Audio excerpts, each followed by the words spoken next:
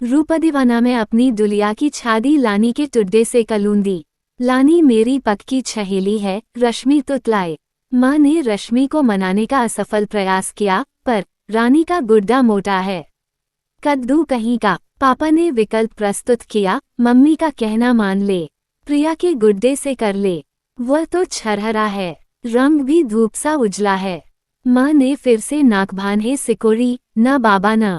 हम अपनी बिटिया की गुड़िया की शादी प्रिया के चपटी नाक और बटन सी छोटी आंखों वाले गुड्डे से भी नहीं करेंगे। किसी राजकुमार से ही करेंगे प्यारी सी रश्मि की प्यारी सी डॉली की शादी। पापा झल्ला उठे। अगर उससे भी नहीं तो जिसमें तेरी मम्मी के सींग समाए उसी से कर। मैं नहीं पड़ता तेरी सहेलियों के गुड्डे गुड़ियों के चक्कर में। चाहे अपनी डल्लों को चरिकुमारी बना या कुएं में धकेल, कहकर पापा अपनी फाइलों में डूब गए। आज माँ को रश्मि के लिए कोई लड़का पसंद नहीं आ रहा था। भैया और पापा रात दिन परेशान थे। जहाँ भी कोई रिश्त बताता, पापा और भैया जाते। रश्मि की फोटो और बायोडेटा देकर आते। रश्मि थी ही ऐसी परिरूप की उसकी फोटो तुरंत पसंद कर ली जाती। पापा लड़के का फोटो और बायोडेटा माँ को दिखाते, पर माँ हर फोटो में कोई न कोई नुक्स निकाल देती। बायोडेटा पढ़ने सुनने की नौबत ही नहीं आती। भैया पापा सिर पकड़कर बैठ जाते। बड़े भैया भाभी ने तो बीच में पढ़ना ही छोड़ दिया था। हाँ, छोटे भैया निराश होकर फिर उठते और बुझे मन से नए रिश्ते की तलाश में लग जाते। पापा एक बार तो फटी पड़े, इस आसमान की परी के लिए कोई ऊपर से ही उतरेगा अब। उसे जाकर हवाई जहाज में ढूंढूं। हुआ भी यही। छोटे भैया सुशांत और माँ दीपाली बुआ के यहाँ भात देकर हवाई जहाज से मुंबई से लौट रहे थे। उनका सह्याद्री किसी राजकुमार से कम नहीं लग रहा था। ब्लेजर में उसका रंग और भी दमक रहा था। उसका अखबार सुशांत के पैरों के पास गिरा तो उसने सॉरी कहकर अखबार उठा लिया। बस फिर तो दोनों में लंबी बातचीत का पहाड़ी रास्ता खुलता गया। रश्मि का ध्यान आते ही अम्मा के मन में विचार आया, काश ये अविवाहित हो। इसकी सुंदरता में तो मैं कहीं से भी नंबर नहीं काट सकूंगी। लाखों में अलग ही दिखेगा। सह्याद्री का रंग हल्का गुलाबी था। गहरी काली आंखों पर घनी पलकों की चिके पड़ी थी। ऊंची नाक शुक नासिका को सार्थक कर रही थी। गुलाबी पतले होंठ गुलाब की पंखुड़ियों का आभास दे रहे थे। खनकती हंसी के बीच धवल दांतों की पंक्तियां अनार के दानों की भांति जड़ी प्रतीत हो रही थीं। सह्याद्री में लड़कियों सा सौंदर्य समाया था। काले घुंघराले बाल उसकी सुंदरता को द्विगुणित कर रहे थे। सुशांत ने मन ही मन उसके साथ रश्मि को खड़ा किया तो उसके मुंह से अनायास निकल पड़ा, वाह क्या जोड़ी है। सह्याद्री ने चौंक कर सुशांत की ओर देखा और पूछा, किसकी?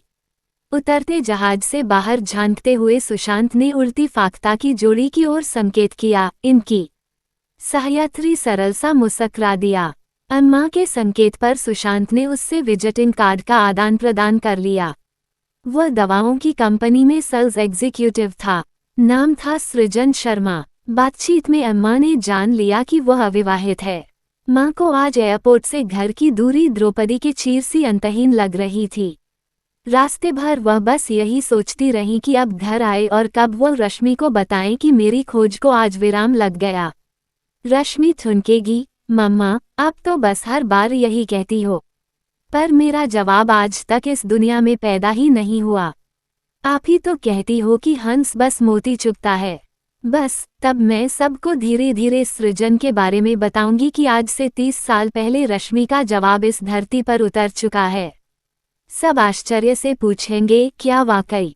इसी उहापों में टैक्सी घर के आगे रुकी। तब माँ की विचारधारा को झटका लगा। रश्मि सुबह से ही पूजा की शादी में गई हो रही थी। पूजा रश्मि से पूरे 6 साल जूनियर थी। पूजा की बड़ी बहन अपाला का विवाह साधारण रूपर के चार्टर्ड अकाउंटेंट अजस से 7 वर्ष पूर्व हो चुका था। अपाला और रश्मि दांत काटी रोटी थी। अपाला के रिसेप्शन से लौटकर माँ ने मुंह बनाया था, अपाला के मम्मी पापा ने क्या देखा? और ये मिट्टी की माधो अपाला मान कैसे गई उस बजर बट्टू अजस को? डिनर पर बुलाया तो पापा ने माँ को झिड़का, उस दिन तुम अजस को बजर बट्टू बता रही थी। बिल्कुल रामसीता की जोड़ी है दोनों की। अजस सावला है तो क्या हुआ, सीए है। माँ का मुंह फिर बिचका। उल्टा नहीं तो सीधा तवा कहीं का। सुनो जी, तुमने उसकी टांगे नहीं देखी क्या? बिल्कुल सिंकसलाए, ताड़ का पेड़ कहीं का। पापा ने फिर समझाया, क्या सूरत ही सब कुछ है, पोस्ट और घर कुछ नहीं।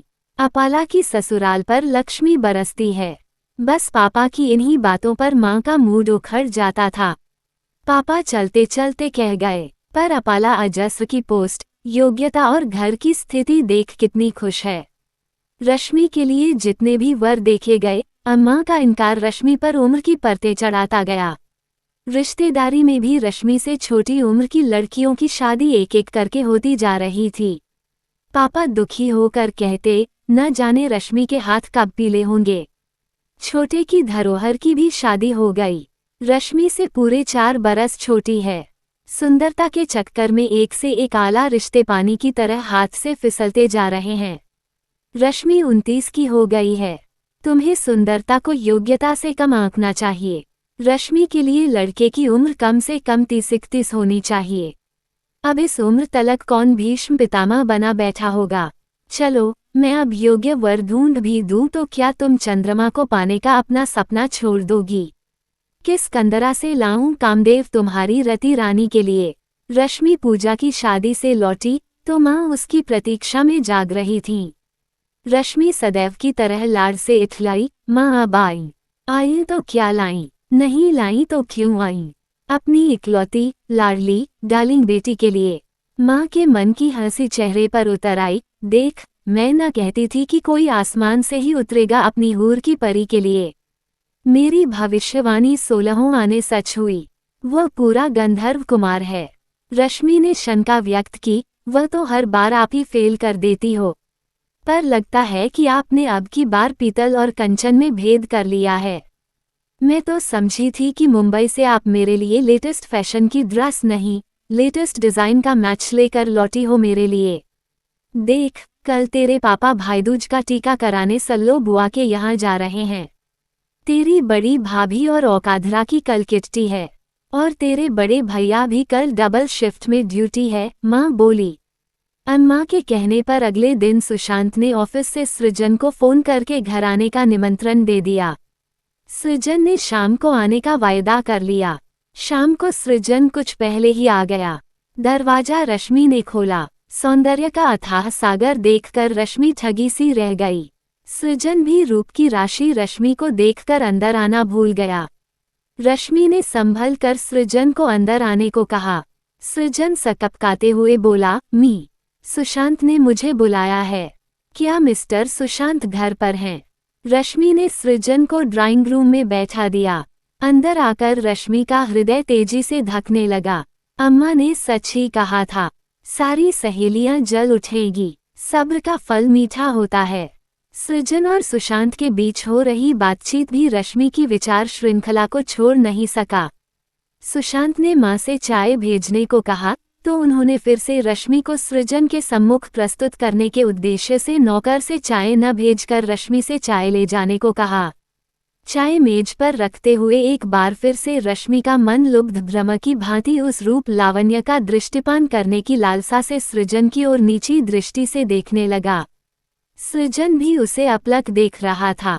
सुशांत ने दोनों की नजरें चार होते हुए देखा तो रश्मि लगातार अंदर चली गई। सृजन तो बातचीत का बिंदु ही भूल गया। सृजन ने चलते समय सुशांत को घर आने का निमंत्रण दिया तो सुशांत को अनायास ही मुमांगी मुराद मिल गई। सुशांत बोला, मिस्टर सृजन, मैं आपके घर अब से 24 घंटे बाद यानी कल शाम 5 बजे आऊंगा। पर आपसे नहीं, आपके पिताजी से मिलने। मेरे साथ मेरी मदर भी आपकी माताजी से मिलने आएंगी। आपको कोई एतराज तो नहीं? सुनकर सृजन मुस्कुराया। अचानक उसके मुंह से प्रथम कवि सा निकला, नहीं भैया, मुझे तो प्रसन्नता ही होगी। सुशांत ने जब माँ को सृजन के निमंत्रण के बारे में बताया तो माँ ने शुभस्य शीघ्रम के अनुसार अगले ही दिन सृजन के घर जाने का मन बना लिया। अगले दिन सुशांत माँ को साथ लेकर सृजन के घर पहुंचा। रास्ते में सुशांत ने माँ का मन टटोला, माँ, आप IAS, IPS तक को ठुकरा चुकी हैं, क्योंकि मैं आपकी जिद जानता हूँ। आप रूपदीवानी हैं, हमें आपसे समझौता कर लेना चाहिए, कहकर सुशांत ने मुंह पर ताला लगा लिया। सृजन ने उन्हें हाथों हाथ लिया। घर के अन्य सदस्य भी बहुत सौहार्द से मिले। रश्मि का विवाह सृजन के साथ धूमधाम से हो गया। सब अम्मा की प्रसन्नता में प्रसन्न थे। स्वयं रश्मि की भी प्रसन्नता का कोई और छोर नहीं था। शादी का एक बरस खुशियों का एक एक पल बनकर बीत गया। रश्मि मां बनने वाली थी। धीरे धीरे सृजन कंपनी के काम में इतना उलझता चला गया कि उसे रश्मि की ओर ध्यान देने का अवसर कम ही मिल पाता। रश्मि उसका सानिध्य अधिक से अधिक चाहती, पर सृजन को उसके लिए समय निकालना असंभव होता जा रहा था। रात को सृजन के खाने की प्रतीक्षा में रश्मि खाने की मेज पर सिर रख कर सो जाती।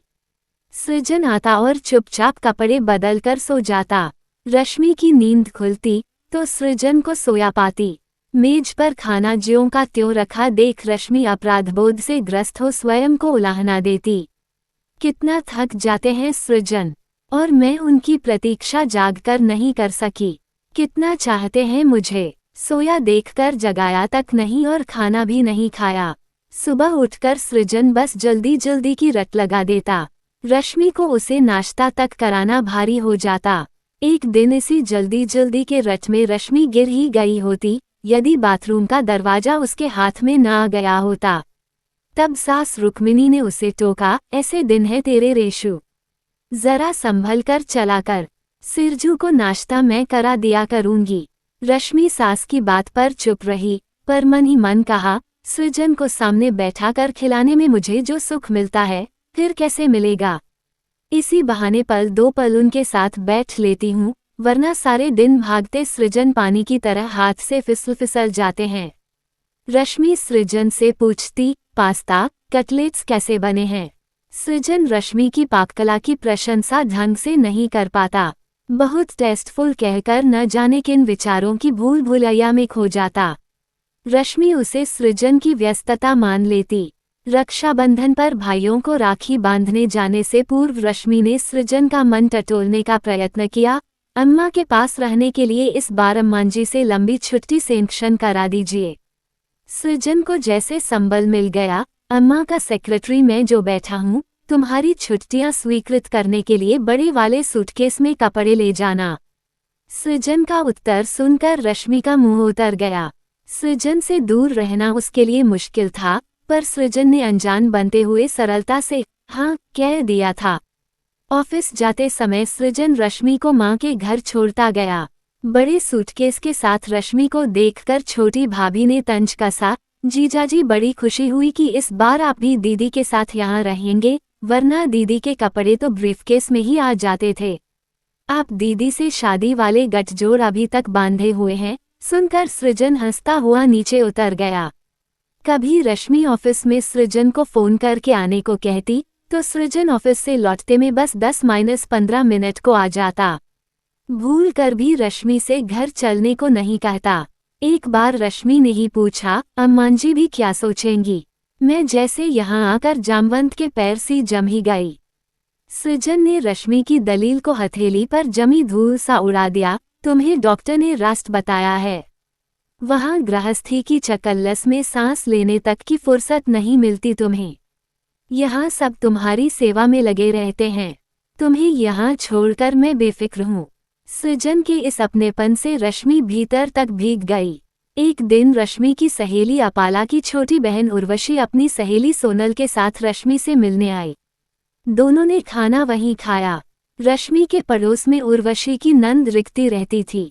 उर्वशी उससे मिलने चली गई। रश्मि सोनल को अम्मा के कमरे में आराम से बातचीत करने के लिए ले गई। वहां सृजन की फोटो देखकर सोनल ठिठकी। कुछ देर बाद उसने रश्मि से पूछा, ये महाशय कौन है दीदी? मैं इन्हें पिछले 3 सालों से जानती हूँ। नई तितलियों पर मंडराने वाले ब्रह्म हैं जनाब। सुनकर रश्मि जड़ हो गई। उसके पैरों के नीचे से जमीन खिसक गई। रश्मि उससे सृजन का असली परिचय छुपा गई। संभलकर बोली, अम्मा के लाडले भांजे हैं। अम्मा इन पर बेटों से भी ज्यादा ममता लुटाती हैं। पर तुम ये सब क्यों पूछ रही हो? कहीं धोखा तो नहीं हुआ तुम्हें? अम्मा के तो श्रवण कुमार हैं ये। सोनल बेपरवाही से उत्तर आए होंगे घर के भ्रवन कुमार, पर बाहर तो पूरे रोमियो बने रहते हैं। मुझे कोई धोखा नहीं हुआ है। मेरी फ्रेंड अनुजा इनके प्रेमजाल में बुरी तरह से फंसी हुई है। हर समय इनके नाम की माला जपती रहती है।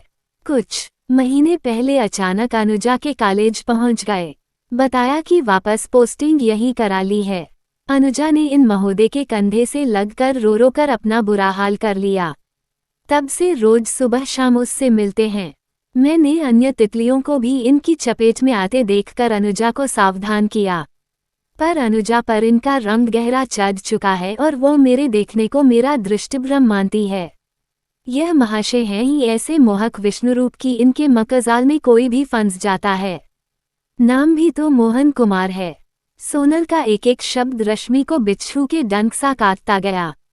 उसने होंठ काट लिए। सोनल, तूने झूठ नहीं कहा। अम्मा भी तो इनकी रूप की मोहिनी में ही तो फंस गई थीं। वे इनके बारे में और कुछ जानना ही नहीं चाहती थीं। पर अम्मा को तो इनकी हर रट लग गई थी। पिताजी और बड़े भैया ने कितना समझाया था उनको, फिर अम्मा की जिद और मेरी बढ़ती उम्र के कारण पिताजी और बड़े भैया को घुटने टेकने पड़ गए थे। अब पिए अम्मा धो धो कर इनका रूप। सृजन ने अपना नाम तक बदल लिया। उर्वशी के आते ही दोनों की बातचीत पर विराम लग गया।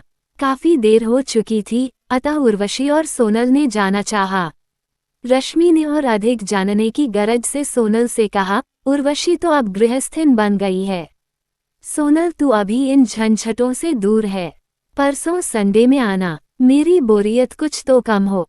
सोनल भी रश्मि से और अधिक बात करना चाहती थी, अतः वह इतवार की सुबह 10 बजे ही अनुजा को लेकर रश्मि के घर आ गई। रश्मि ने जानबूझकर दोनों को अम्मा के कमरे में बैठाया। अनुजा की दृष्टि सृजन की फोटो से हटती ही नहीं थी। गहरी सांस लेकर सोनल बोली, पता नहीं क्यों अनुजा इनके पीछे पागल है। ये किसी एक के होकर रह नहीं सकते। रश्मि बोली, अम्मा के भांजे का ख्याल छोड़ दे अनुजा, यह अपनी पत्नी को बेहद चाहता है।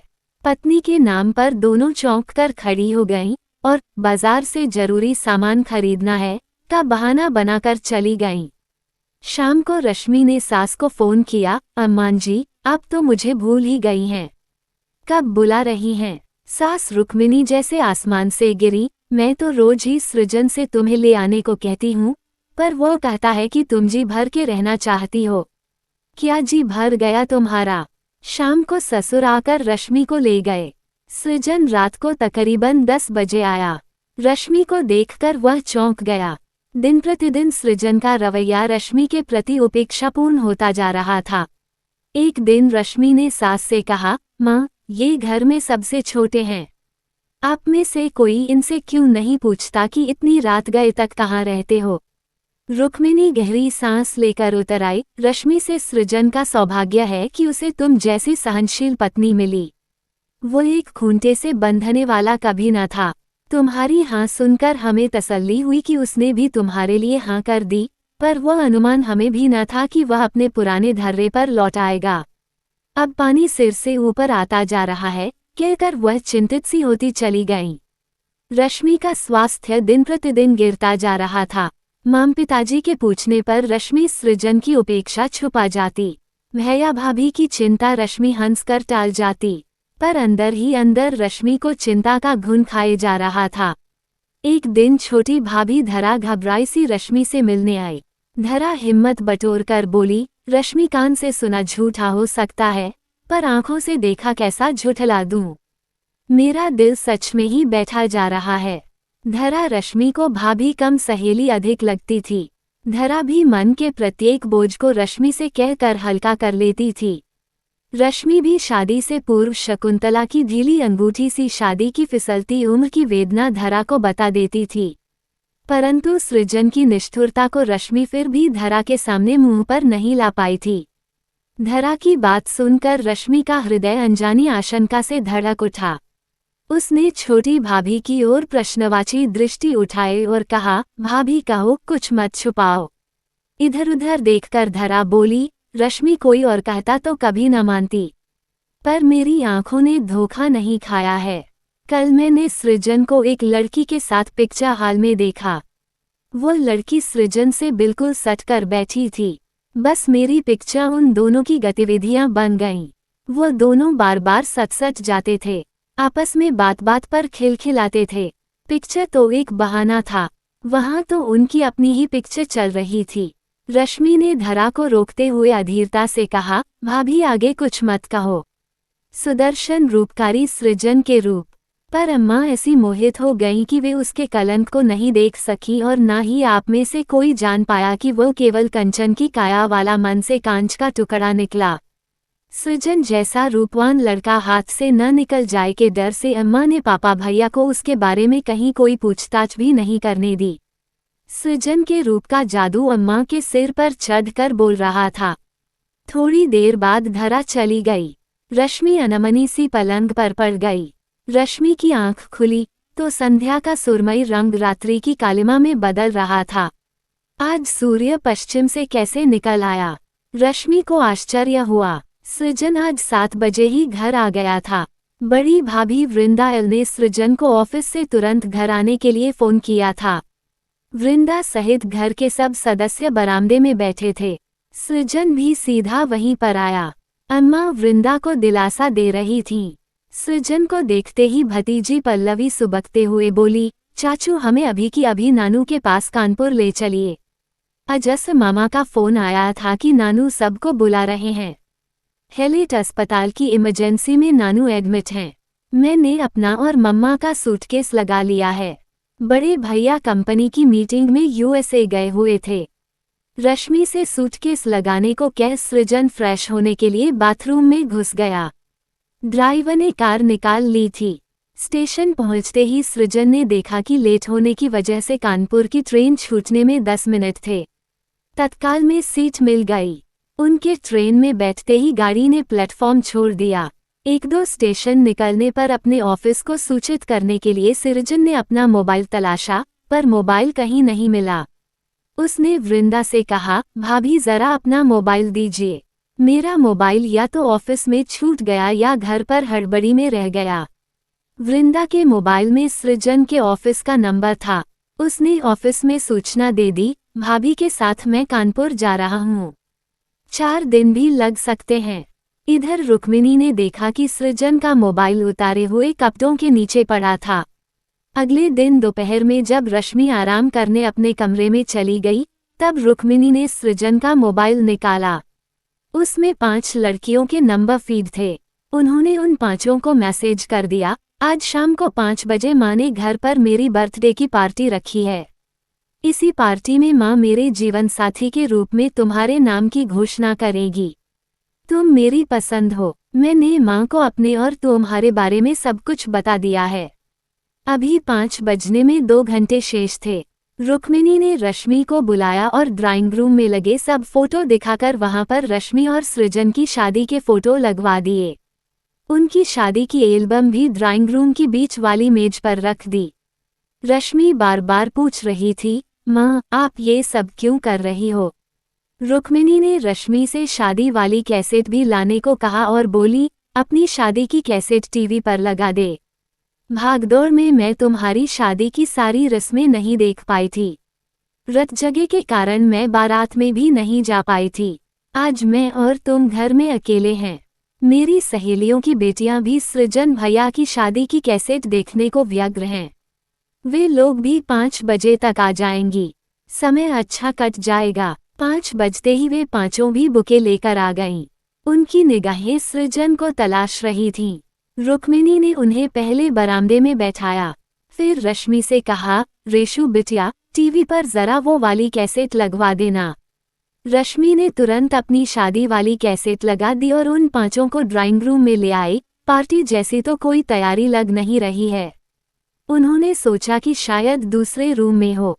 फिर उन्होंने रश्मि से पूछा, भाभी जी किसकी शादी हमें दिखा रही हो? रश्मि इठलाते हुए बोली, अपनी और आपके भैया की शादी और किसकी? उन्होंने देखा कि रश्मि के साथ शादी की हर रस्म में सृजन उसके साथ में है। जैसे जैसे कैसेट आगे बढ़ रही थी, रश्मि और रुक्मिणी का उल्लास बढ़ता जा रहा था और उन 5 के चेहरे फीके पड़ते जा रहे थे। अचानक रुक्मिणी बोली, और कब तक न करती अपने सरजू की शादी? 30 का हो गया था, पर रश्मि को देखते ही उस पर लट्टू हो गया। पांचों के मुंह से एक साथ निकला 30 के। बताते तो हैं अपने को, कहकर उन्होंने अपनी जीभ काट ली। बात संभालते हुए बोली, लगते तो 24 के भी नहीं। उन्होंने एल्बम उठाए तो हर फोटो में रश्मि और सृजन साथ साथ थे।